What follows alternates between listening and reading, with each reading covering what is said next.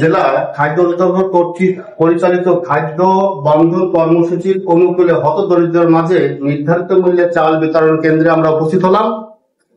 এখানে ডিলার নিজে উপস্থিত আছেন ফরাদ উদ্দিন।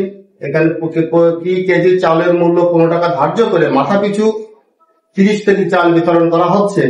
আমরা এই বিতরণ কেন্দ্রে এখন যারা উপস্থিত আছে যশোর বার্তা টিম তাদের কাছে হাজির হলো। আমরা তাদের সাথে একটু কথা বলি। আচ্ছা, এটা আপনারা কতক্ষণ আগে ইয়ে করেছেন? বিসমিল্লাহির রহমানির রহিম।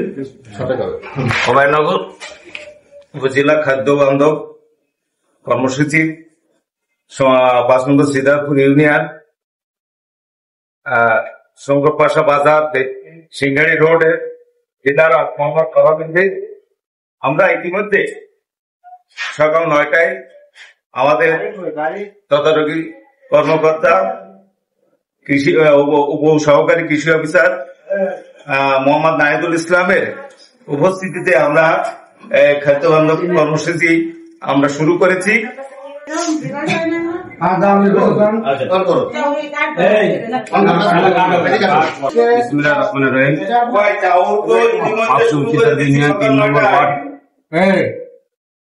পরিচালিত খাদ্য বন্ধ চাউল বিক্রয় বিতরণ কেন্দ্রে আমরা সকাল থেকে উপস্থিত হয়ে আমরা মাঝে চাল দিচ্ছি এবং সেখানে উপস্থিত আছে সিনিয়র নেতৃবৃন্দ এবং আমরা আজকে সকাল 9টা থেকে বিকাল 5টা পর্যন্ত আমরা এই চাউল বিতরণ করব এবং যাতে কোনো বিশৃঙ্খলা না হয় সেদিকে আমরা লক্ষ্য রাখবো।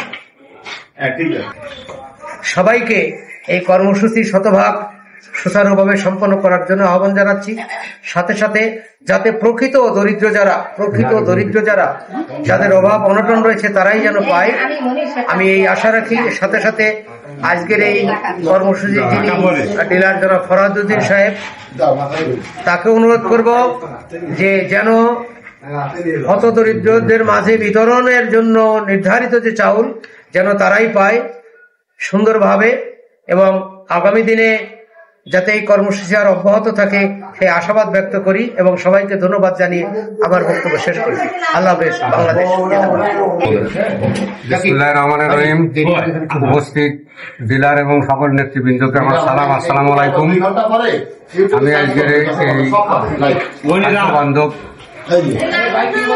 চাল বিতরণ কর্মসূচিতে এসে আনন্দিত এবং আমরা খুব সুশৃঙ্খলভাবে যারা কার্ডধারী তাদের ব্যতীত অন্য কাউরে চাল দিচ্ছি না এবং দেবো না, এবং এটা সুশৃঙ্খলভাবে পরিচালনা করব এই আশাবাদ ব্যক্ত করে আমার বক্তব্য শেষ করলাম।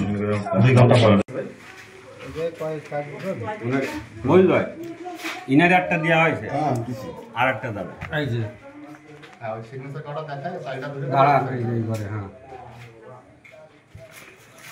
এবার টাকা দেন জুলিয়া হবে টাকা দিয়ে দেন 30 টাকা এটা দেবে কে স্যার? 50 টাকা না 40 টাকা 50 টাকা কোন দেন মাথা খারাপ করে বলবেন এটা কি তোমার কয়টা দুকো আর এখানে দাঁড়াই